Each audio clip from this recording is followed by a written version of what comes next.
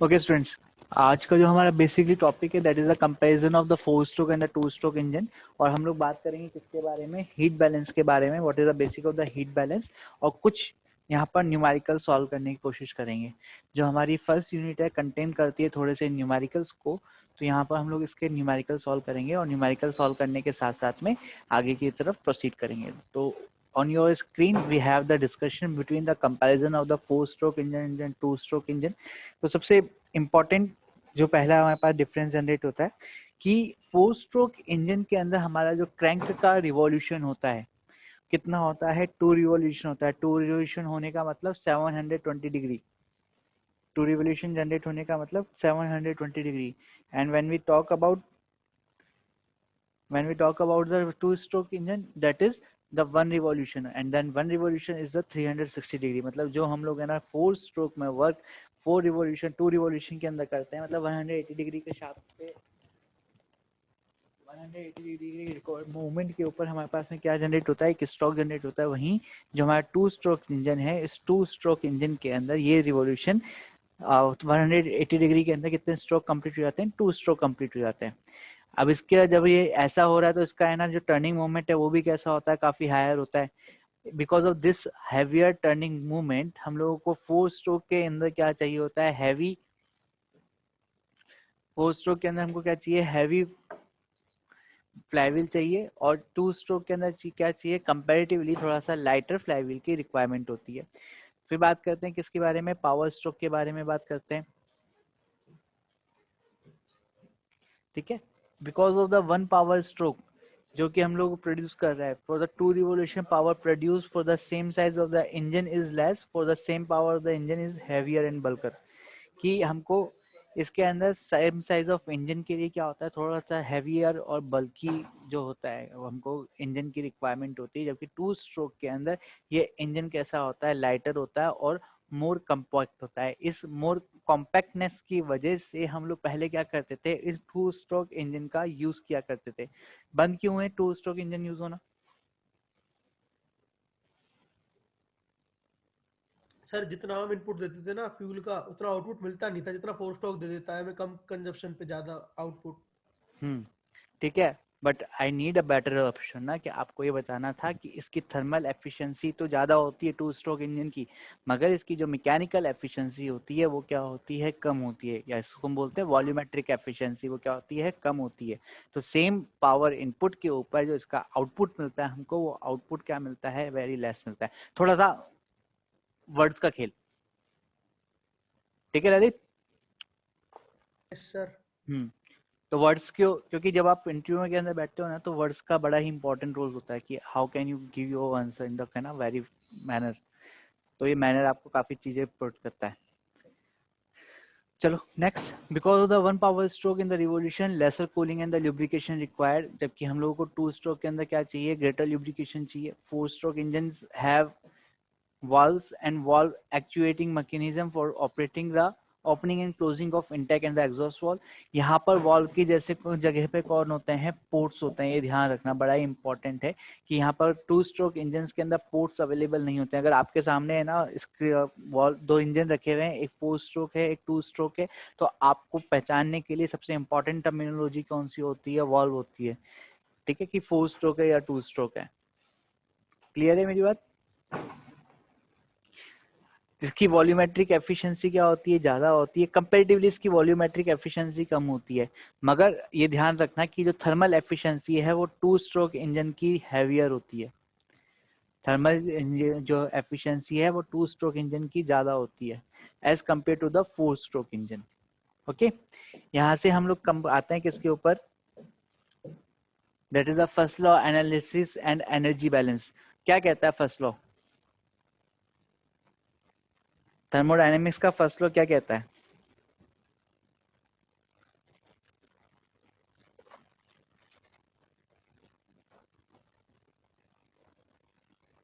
भाई बड़ा simple statement है फर्स्ट लॉ का, कि energy energy can be created nor be destroyed but can मतलब उसको एक से दूसरे में ट्रांसफर कर सकते हैं। बिल्कुल, energy neither be created nor be destroyed but it can transform one form to the another form. जो छोटी क्लास के अंदर पढ़ा था, जो थर्मोडायनेमिक्स का सिस्टम था वो तो था dq is equal to du plus dw। ठीक है, हाँ, कांस्टेंट एनर्जी।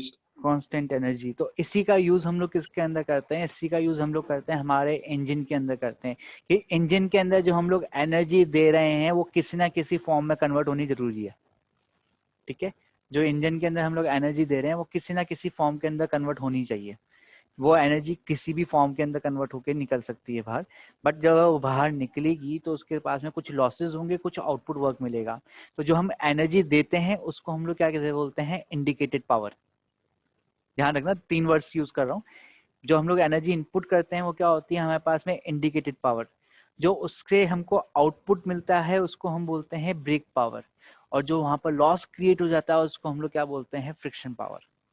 ठीक है, 3 टाइप की पावर हम लोग बात कर रहे हैं, एक इंडिकेटेड पावर, एक होती है ब्रेक पावर, और तीसरी होती है हमारे पास में फ्रिक्शन पावर। देखो इसको है ना एनर्जी बैलेंस को समझते हैं। पहले तो समझो कि एनर्जी बैलेंस होता क्या है। ठीक है, तो एनर्जी बैलेंस क्या है कि एक टाइप का डाटा है, the data which keep track on the energy और हीट कंजप्शन, कि जो है ना क्या हमारे गाड़ी इसके अंदर एनर्जी का कंजप्शन हो रहा है उसको क्या करके ट्रैकिंग करके हम लोग कंट्रोल करके रख पा रहे हैं, तो उसको हम लोग क्या बोलते हैं, एनर्जी बैलेंस कहते हैं। लेट सपोज कि मेरे पास में एक इंजन है। ठीक है, ये मेरे पास मैंने एक ब्लॉक डायग्राम माना कि मेरे पास में क्या है, इंजन है। मैंने इसको क्या किया, कुछ मास दिया है, किसका, फ्यूल मास दिया है। तो एनर्जी से निकालने के लिए इसकी ना कुछ कैलोरीफिक वैल्यू होगी, उसके साथ में हम लोग क्या कर देंगे, इसको मल्टीप्लाई कर देंगे। हमको यहाँ से क्या मिलेगा, कुछ यूजफुल वर्क मिलेगा। ये यूजफुल वर्क को हम लोग क्या बोलते हैं, brake power. This useful work is called the brake power. ठीक है, और साथ में हमारे पास में क्या होता है, कुछ लॉसेस होते हैं। लॉस कहाँ पर हो जाते हैं, लॉस हो जाते हैं in the cooling of engine. Cooling of engine, engine को कूल करने के अंदर हमारे पास में क्या हो गया, कुछ लॉस जनरेट हो गए। कुछ लॉस हो जाते हैं जब हम लोग क्या कर रहे हैं, एग्जॉस्ट कर रहे हैं। जो हीट हमारी एग्जॉस्ट के अंदर बाहर निकल रही है गैसेस, तो भी क्या करती है, कुछ हीट लेके बाहर निकलती हैं। तो उसके अंदर भी हमारे पास में क्या हो गया, लॉस हो गया। तो हीट कैरिड इन एग्जॉस्ट। फिर कुछ हीट लॉस जो कि इनकम्प्लीट कंबशन की वजह से हो रही है, मतलब एक हीट का लॉस हो रहा है किसकी वजह से, इनकम्प्लीट कंबशन की वजह से। ये एक्चुअल के बारे में बात कर रहा हूँ। आइडियली तो हम लोग जितना वक्त देंगे उतना वक्त बाहर निकलेगा। किसने बोला था,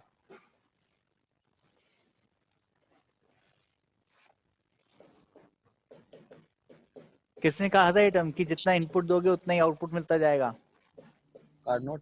कार्नोट ने। ठीक है, बट हम लोग जब आइडियल केस के अंदर बात करते हैं तो आइडियल केस के अंदर ऐसा पॉसिबल नहीं होता है। आइडियल केस के अंदर कुछ हम लोग एनर्जी देते हैं, उसके थ्रू वो एनर्जी कन्वर्ट होती जाती है, और ये एनर्जी कन्वर्ट होके कुछ ब्रेक पावर मिलती है, कुछ हमारे पास में लॉस क्रिएट हो जाते हैं। तो अगर मैं यहाँ से एनर्जी बैलेंस की इक्वेशन लिखना चाहूँ, यहाँ से मैं क्या लिखना चाहूँ, कुछ एनर्जी बैलेंस की इक्वेशन लिखना चाहूँ, तो देखो वो एनर्जी बैलेंस की इक्वेशन क्या हो जाएगी इसके थ्रू।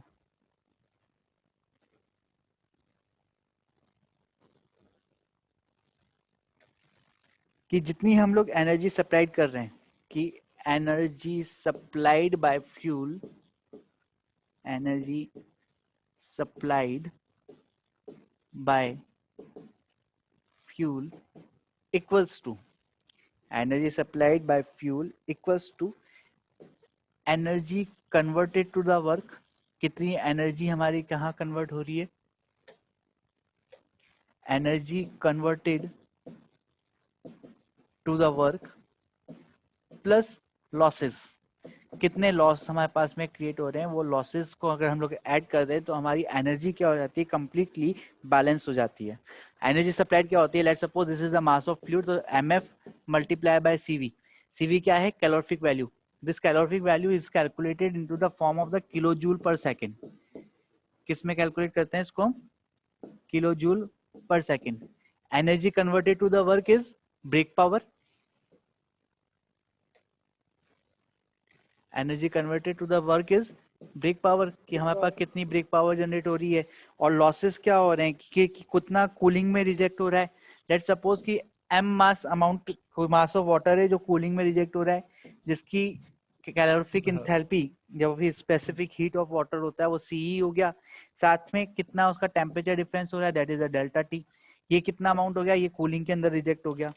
साथ के साथ में हम लोग बात करें हीट कितनी कैरी कर रही है, तो हीट के लिए हम लोग क्या करते हैं, मास कितना हीट के अंदर कन्वर्ट हो रहा है गैस का, multiply specific heat multiply again temperature difference, plus और क्या जनरेट हो सकता है, इनकम्प्लीट कंबशन बोला हमने, कितना मास क्या रह गया हमारे पास, अनबर्न्ड रह गया, that is the mass of unburned fuel multiply calorific value, ठीक है, mass of fuel multiply by calorific value. यहाँ से हम क्या कर सकते हैं, इसकी एनर्जी बैलेंस निकाल सकते हैं। एक जनरली अगर सोचा गया एक है ना एक्सपेरिमेंटल वैल्यूज निकाली गई, तो अगर हम लोग 100% एनर्जी सप्लाई करें तो इसका 28 से 40% हमको क्या मिलता है, ये यूजफुल वर्क कन्वर्ट होता है। हमको क्या मिलता है, ये 28 से 40% क्या मिलता है, ये यूजफुल वर्क मिलता है। बाकी सारा क्या होता है, यहाँ पर लॉसेस में कन्वर्ट हो जाता है। ये लॉसेस क्या क्या हो सकते हैं, ये लॉसेस क्या क्या हो सकते हैं, heat loss due to the cooling, cooling के अंदर हम बात करें तो कूलिंग के अंदर 20 से 30% का लॉस कूलिंग के अंदर क्रिएट होता है। सिमिलरली एग्जॉस्ट के अंदर है ना 20 से 30% का लॉस क्रिएट होता है।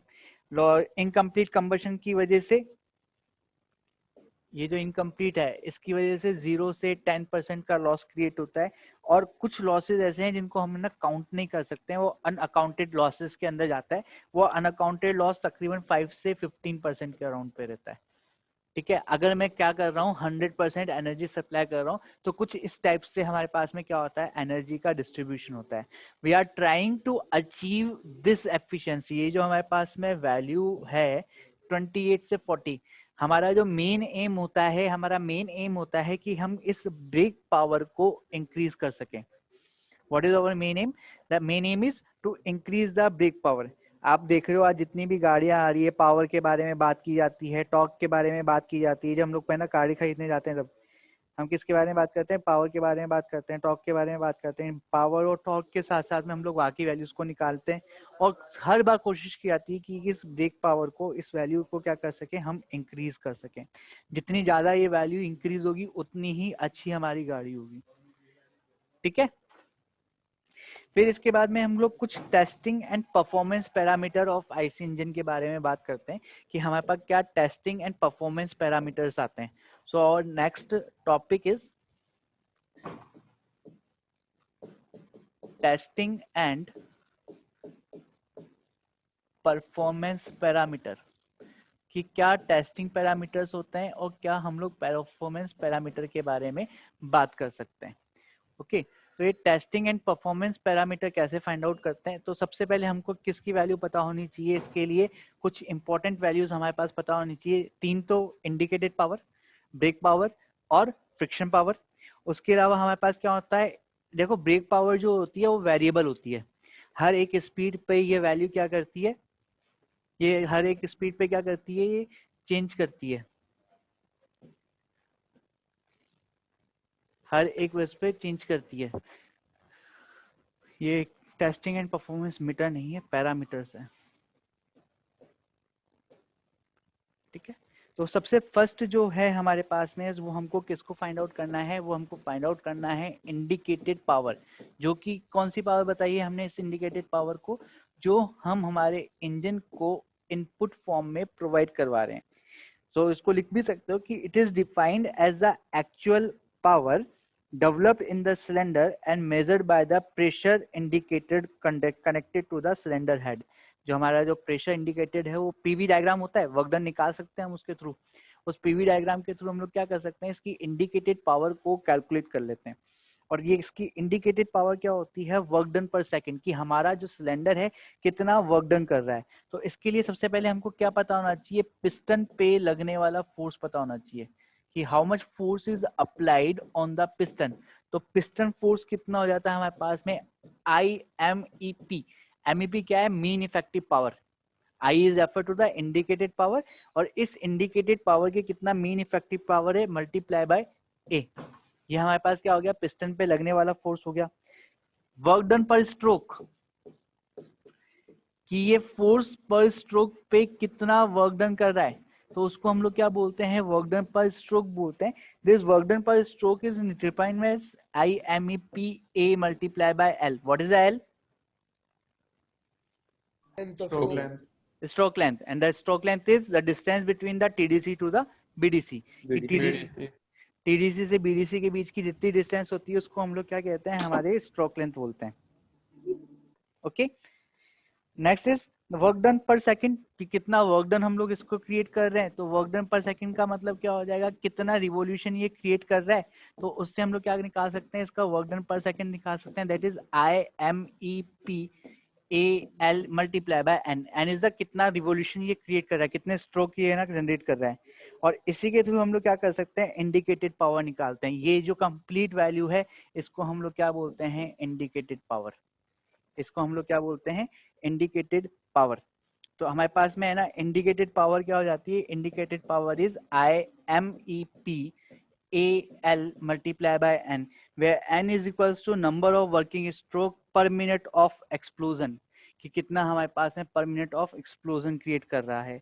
अगर हमारे पास है ना नंबर ऑफ सिलेंडर इंक्रीज हो जाए, ये किसके लिए है, वन के लिए, ये किसके लिए है, वन सिलेंडर के लिए। अगर जो हमारा n होगा वो RPM हम्म, में होगा तो डिवाइड बाय 60 आना चाहिए ना वहां पे। तो आपने रिवॉल्यूशन पर मिनट है तो सर वहां सेकंड इट्स में अ से निकालेंगे तो नंबर डिवाइड बाय ऑफ, 60 होना चाहिए। सुन तो सही, स्मॉल एन क्या है, नंबर ऑफ वर्किंग स्ट्रोक पर minute, number of working stroke पर मिनट, और एक्सप्लोजन पर मिनट। हम लोग यहाँ पर क्या ले रहे हैं, पर सेकंड ले रहे हैं ऑलरेडी। भाई वर्क डन पर सेकंड ले रहे हैं तो डिवाइडेड बाय टाइम को कन्वर्ट करने के लिए एन किसके अंदर आ गया, यूनिटली टाइम के अकॉर्डिंग आ गया ये। नहीं आया ना सर, आपने वहां मिनट बताया, यहाँ पे सेकंड आ गया ना। हम्म आपने वहां पे हमें मिनट बताया ना, यहाँ पे हम्म। सेकंड आ गया सर। तो 60 से डिवाइड करना पड़ेगा ना हमें, तभी तो जाके वो हाँ मिनट। ये ले, करेक्ट, डिवाइडेड बाय 60। अब ठीक है। सर ओके, तो 4 स्ट्रोक इंजन के लिए ये जो वैल्यू ली जाती है, ठीक है, 4 स्ट्रोक इंजन के लिए जो वैल्यू ली जाती है वो वैल्यू होती है MI। अच्छा मैं बोल रहा था ये किसके लिए, हमारे पास है वन, क्या है आईफोन एक्स, ये कह रहा था मैं किसके लिए, किसकी वैल्यू है, ये वन सिलेंडर के लिए वैल्यू है। अगर हमारा नंबर ऑफ सिलेंडर इंक्रीज हो जाए तो नंबर ऑफ सिलेंडर इंक्रीज होने के ऊपर ये वैल्यू क्या हो जाती है, M टाइम्स हो जाती है। नंबर ऑफ सिलेंडर इंक्रीज होने पे ये वैल्यूज कैसी हो जाती है, M टाइम्स हो जाती है। मतलब अगर मेरे पास मल्टीपल सिलेंडर इंजन हो गया, मेरे पास सिलेंडर कैसा हो गया, मल्टीपल सिलेंडर हो गया, तो मेरी ये जो इंडिकेटेड पावर है ये क्या हो जाती है, MIMEP AL into N. Let suppose अभी मैं है ना ज्यादा कैलकुलेशन को हटाने के लिए बोल देता हूँ कि ये n किसके अंदर ले लेते हैं हम लोग, पर सेकंड के अंदर ले लेते हैं। तो ये n क्या हो जाएगा, ये सिंपल सा हो गया MINEP AL into N. For the 4 stroke engine ये जो स्मॉल n होता है ना, ये होता है capital N/2। For the 4 stroke engine ये स्मॉल n क्या होता है, capital N/2। And for the 2 stroke engine ये किसके लिए है, फॉर द 4 स्ट्रोक इंजन,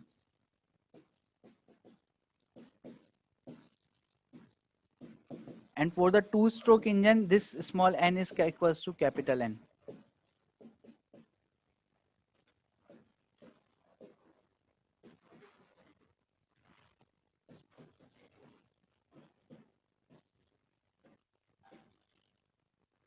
ठीक है, यहाँ पर सर ये जो n है, यहाँ पर जो ये n है ना कैपिटल N, ये कैपिटल N क्या है, that is the value of RPM। हाँ बता, इसको सर डिवाइड जो बाय 60 कर दो। IMEP है ना, ये प्रेशर ही है ना हमारा मीन इफेक्टिव प्रेशर। नहीं, ये है हमारे पास में मीन, रुको, ये जो IMEP है ये है indicated mean effective pressure, correct है। आई से कंफ्यूज। हाँ, आई क्या बता रहा है, इंडिकेटेड को बता रहा है। आई किसको बता रहा है, इंडिकेटेड को बता रहा है। चाहो तो साइड में लिख लो, कंफ्यूजन क्यों क्रिएट कर रहे हो।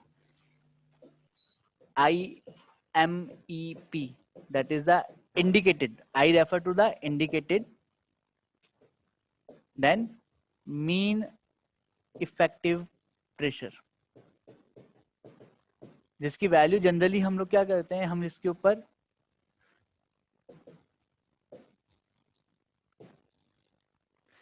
ऊपर जो डायल गेज लगा होता है उस डायल गेज से इसकी वैल्यू निकाल लेते हैं। अगर ये डायल गेज नहीं हो तो इसकी वैल्यू को कैसे फाइंड आउट करते हैं उसको देख लो।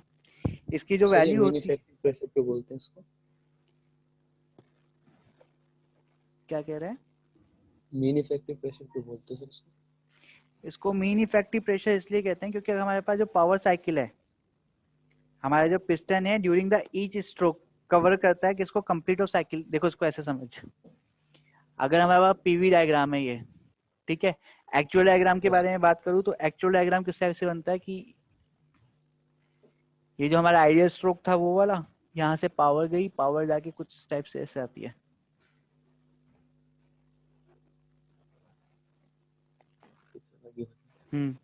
ठीक है। ये यहाँ पर ये जो है मेरे पास में, ये मेरा पावर साइकिल है। ये क्या है मेरे पास में, ये पावर साइकिल है। और ये कौन सा साइकिल है, ये वाला पंपिंग साइकिल है, जिसके अंदर है ना ये क्या कर रहे हैं, हम इसको पंप कर रहे हैं। सक्शन। ठीक है, ये हमारा पंपिंग साइकिल है और पावर साइकिल है। तो ये जो मीन इफेक्टिव प्रेशर हो रहा है, it is the sum of the mean pressure on the piston during the each stroke over one complete cycle of engine. कि ये जो इंजन का कंप्लीट एक साइकिल क्रिएट हो रहा है, इसके ऊपर जो है ना टोटल प्रेशर जनरेट हो रहा है, उस प्रेशर के ऊपर हम लोग क्या निकालते हैं, इस मीन इफेक्टिव प्रेशर को फाइंड आउट करते हैं। ठीक है, कैसे निकालता है इसको, जनरली IMEP की जो वैल्यू होती है वो क्या होती है, KA multiply A divided by L। What is the A, area of indicated diagram, जो कि ये हमारा PV डायग्राम है, इसका इंडिकेटेड डायग्राम, और लेंथ ऑफ इंडिकेटेड डायग्राम जो हम लोग किसी भी इंजन के लिए क्रिएट करते हैं। इसके लिए ना टेस्ट होते हैं अलग अलग, एक मोर्स टेस्ट होता है, ठीक है, एक इंडिकेटर टेस्ट होता है। तो उन टेस्ट के थ्रू इसकी वैल्यू हमको गिवन होगी ना। अगर तुम है ना इसको लैब में कर रहे हो, किसी टेस्टिंग लैब के अंदर कर रहे हो, तो तुम इसको फाइंड आउट करते हो, और जब हम लोग न्यूमेरिकली करते हैं इसको, तो ये वैल्यू हमको गिवन होती है। ठीक है, दोनों कंडीशन है यहाँ पर। अगर हम लोग किसी इसको टेस्टिंग परफॉर्म कर रहे हैं, तो टेस्टिंग के केस के अंदर जनरली इसको ऐसे कहते हैं ना, पावर साइकिल के दौरान हम वो पिस्टन पे लगने वाला इफेक्ट। पावर साइकिल के अंदर तो देखो, पावर साइकिल जो होता है ना, वो हमारे साइकिल का बेसिकली है ना वो होता है बेस हार्ट होता है। कि अगर पावर साइकिल जनरेट हो रहा है तो हमारा साइकिल प्रोसीड करेगा, अदरवाइज मेरा साइकिल ही रन नहीं करेगा। ठीक है, तो इसलिए हम लोग पावर साइकिल के ऊपर बेस करते हैं, क्या करते हैं, इसको कैलकुलेशन करते हैं। बट बाकी साइकिल्स भी उतने ही इंपॉर्टेंट होते हैं। हमने इसका टर्निंग मोमेंट डायग्राम बनाया था ना 4 स्ट्रोक का, तो उस टर्निंग मोमेंट डायग्राम के अंदर भी अगर तुमको ध्यान हो थोड़ा सा, कि इस टाइप से हमने टॉर्क लिया था और यहाँ पर हमने टर्निंग मोमेंट क्रिएट करा था। तो हमने बोला कि ये एग्जॉस्ट पावर सक्शन एग्जॉस्ट, और ये हमारे पास में पावर गया, फिर यहाँ पर वापस से क्या हो गया, एग्जॉस्ट हो गया। मतलब ये हमारा सक्शन है, ये कंप्रेशन है, ये पावर है और ये एग्जॉस्ट है। तो कंप्लीट एनर्जी या फिर कंप्लीट टॉर्क हमारे पास कहाँ लाई करता है, इस पावर स्ट्रोक के अंदर लाई करता है। तो इस पावर स्ट्रोक से हम लोग क्या करते हैं, इसकी वैल्यूज को फाइंड आउट करते हैं। क्लियर? ठीक है। फिर नेक्स्ट आता है हमारे पास में किसकी वैल्यू, ब्रेक पावर की वैल्यू। ब्रेक पावर क्या होती है, अभी तो बताया, यूजफुल वर्क से तो जो मिलती है सर, यूजफुल वर्क में से जो मिलती है, जो हमारे पास बेसिकली आउटपुट पावर होती है, वही आउटपुट पावर हमारी क्या होती है, ब्रेक पावर होती है। इस ब्रेक पावर को हम लोग किससे निकालते हैं, टॉर्क के थ्रू निकालने की कोशिश करते हैं। कि सबसे पहले टॉर्क पता होना चाहिए हमको for the finding the value of the brake power. We have to find the value of torque. Torque is क्या होता है, force multiply by distance, F into S। Radius. ठीक है, फोर्स क्या हो जाता है हमारे पास में, न्यूटन में होता है। एस क्या है हमारे पास में, ब्रेक रेडियस होती है, जो कि किस में कैलकुलेट की जाती है, वर्क के अंदर क्रिएट की जाती है, मीटर में कैलकुलेट की जाती है। तो हमारा वर्क डन क्या आ जाता है, the work done is F multiply by 2πs। ठीक है, जो क्या है, इसकी सर्कुलर डिस्टेंस के थ्रू हम लोग क्या निकाल सकते हैं, इसकी रेडियस को भी निकाल सकते हैं। तो ब्रेक पावर क्या होती है हमारे पास में, ब्रेक पावर इसी से फाइंड आउट की जाती है, that is the value of 2π। Method बताओ कौन कौन से मेथड से हम लोग ब्रेक पावर निकाल सकते हैं। How can we find out the value of the brake power. सबसे इंपॉर्टेंट और सबसे ज्यादा जो टेस्टिंग में यूज किया जाता है ब्रेक पावर को फाइंड आउट करने के लिए, वो डायनेमोमीटर। ठीक है, सबसे ज्यादा जो हम लोग यूज करते हैं device, dynamometer, for the finding the value of brake power. ये डायनोमीटर भी किस टाइप का होता है, हमारा प्रोनी ब्रेक डायनोमीटर होता है, रोप ब्रेक डायनोमीटर होता है। ये सारे डायनोमीटर हम लोग यूज करते हैं। आप इस ब्रेक पावर का यूज, जैसे हम लोग हाइड्रोलिक की बात करें, तो हाइड्रोलिक टर्बाइंस जो होती है, उन हाइड्रोलिक टर्बाइंस की एफिशिएंसी को फाइंड आउट करने के लिए भी हम लोग इस डायनोमीटर का यूज करते हैं। ब्रेक्स की एफिशिएंसी को भी फाइंड आउट करने के लिए हम किसका यूज करते हैं, डायनोमीटर का यूज करते हैं। तो सबसे ज्यादा जो डायनोमीटर इसके अंदर यूज किया जाता है ना, एक तो हम लोग यूज करते हैं किसका, रोप ब्रेक डायनोमीटर का, जो हम लोग लैबोरेटरीज के अंदर यूज करते हैं। ठीक है, फिर इसके अलावा टॉर्क डायनोमीटर होता है, प्रोनीबेक डायनोमीटर होता है। इनका भी यूज किसके लिए अंदर करते हैं, इसकी वैल्यूज को फाइंड आउट करने के लिए करते हैं। तो basically what is the brake power, brake power is 2π NT, where T is torque, where T is torque. Clear? फिर यहाँ से हम लोग किसकी वैल्यू निकालते हैं? मैकेनिकल एफिशिएंसी की वैल्यू निकालते हैं. द मैकेनिकल एफिशिएंसी, अच्छा इससे पहले एक रहेगी value, that is the frictional power. बताओ, ये सबको पता होगा. How can we find out the value of friction power?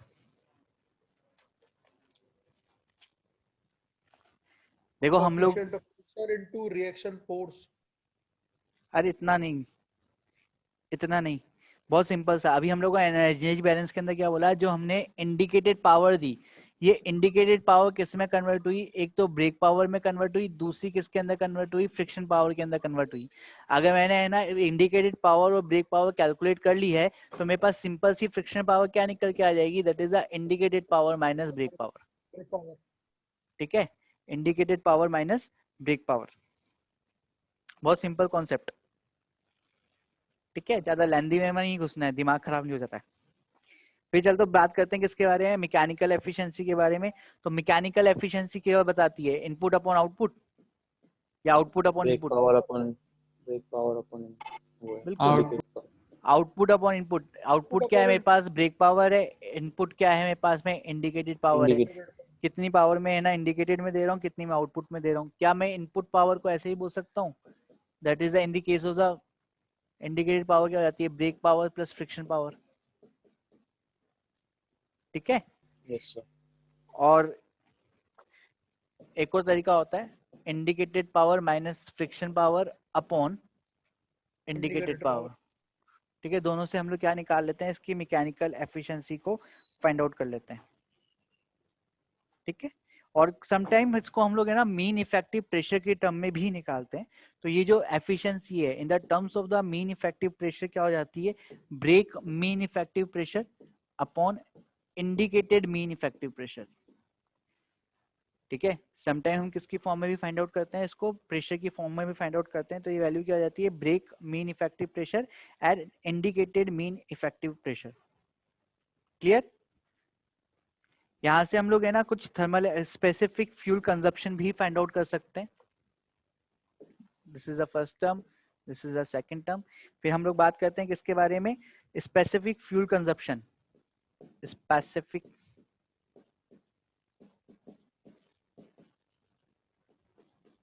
Fuel consumption. आप लोग सब अपने नोट्स को भी रेडी रखना, और साथ में देखो मोस्टली तो हम लोग थ्योरीज को पीपीटी से करवा रहा हूँ, बट कुछ इंपॉर्टेंट टर्म्स है जिनको है ना हमको फॉर्मूला बेस समझना जरूरी होता है. क्योंकि अगर उसको हम लोग इसको देखेंगे नहीं लिखा हुआ और सिर्फ पीपीटी से पढ़ेंगे, तो हमारे माइंड के अंदर वो चीज क्लियर नहीं होती है. क्योंकि इसकी जो फर्स्ट यूनिट का पार्ट है वो थोड़ा सा हमारे पास न्यूमेरिकल है. बाकी यूनिट्स के अंदर है ना मोस्टली हमारे पास क्या रहती है? थ्योरी रहती है. तो थ्योरी वाले पार्ट को है ना ज्यादा इश्यू क्रिएट नहीं होगा. यहाँ पे जो इश्यूज क्रिएट होते हैं उसको हम लोग क्लियर करने की कोशिश कर रहे हैं यहाँ पर. Okay,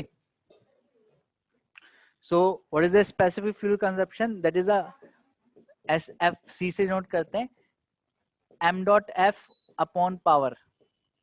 m.f is refer to the mass flow rate of the fuel, कि हमारे पास है ना मास फ्लो रेट कितनी जनरेट हो रही है.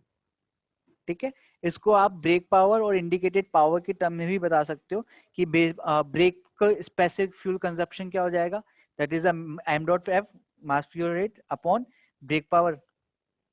अगर मैं इसको किसके बारे में बात करूं? ब्रेक स्पेसिफिक फ्यूल कंजप्शन, तो ये क्या हो जाता है? m.f upon bp. और similarly indicated specific fuel consumption, ये क्या हो जाता है? m.f upon ip. m.f upon ip. ठीक है, फिर इसके साथ में हम लोग किसकी वैल्यू निकालते हैं? हम लोग वैल्यूज निकालते हैं थर्मल एफिशिएंसी की. मैकेनिकल एफिशिएंसी बात कर ली, बात करते हैं किसके बारे में? थर्मल एफिशिएंसी के बारे में. फॉर्मुलेज लिख लेना साथ में, ताकि हम लोग जब कल न्यूमेरिकल करने लगे तो हमारे पास में किसी टाइप का कोई भी कंफ्यूजन क्रिएट ना हो. कल हम लोग इसके ऊपर बेस कुछ न्यूमेरिकल करेंगे, फिर हम लोग टेस्टिंग की तरफ मूव करेंगे. ठीक है, ये परफॉर्मेंस पैरामीटर है जिनको हम लोग क्या करते हैं? मेजर करते हैं. ठीक है, what is the thermal efficiency? The ratio of work produced by the cycle to the amount of fuel energy supplied that can be released in the combustion process is known as the thermal efficiency. Means the value of thermal, देखो जो statement में बोला उसको हम लोग क्या बोल सकते हैं कि कितनी पावर जनरेट कर रहा है अपॉन कितनी एनर्जी हमने इसको इनपुट करी, m dot F into CV. CV is refer to the calorific value of the fuel. ठीक है, इसको दूसरे वर्ड्स में मैं ऐसे भी बोल सकता हूँ कि 1 upon m dot F upon power multiply by CV। m dot F upon power को हम लोगों ने क्या बोला था, स्पेसिफिक फ्यूल कंजप्शन, तो SFC मल्टीप्लाई बाय CV। ठीक है, SFC मल्टीप्लाई बाय CV, ये क्या है मेरे पास में थर्मल एफिशिएंसी है। क्लियर है बच्चों? तो यस सर। इतना करते हैं, कल की क्लास के अंदर है ना इसके ऊपर बेस कुछ न्यूमेरिकल करेंगे, न्यूमेरिकल करने के बाद में टेस्टिंग पढ़ते हैं इसकी। ठीक है, कि मोड सर एक बार सेकंड स्लाइड निकाल देना, सेकंड वाली स्लाइड, कौन सी? सेकंड वाली, सेकंड अरे तो सेकंड स्लाइड का नाम तो बता। वो पूरा ड्राइवेशन कराता ना आपने, इंटीग्रेटेड पावर और ब्रेक पावर वाला। हाँ वो शुरू में into L लाइन में ही है सेकंड, उससे ऊपर वाली, हाँ यही बस।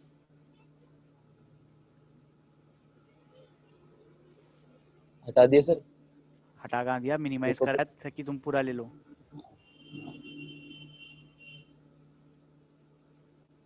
को भी क्लास है सर।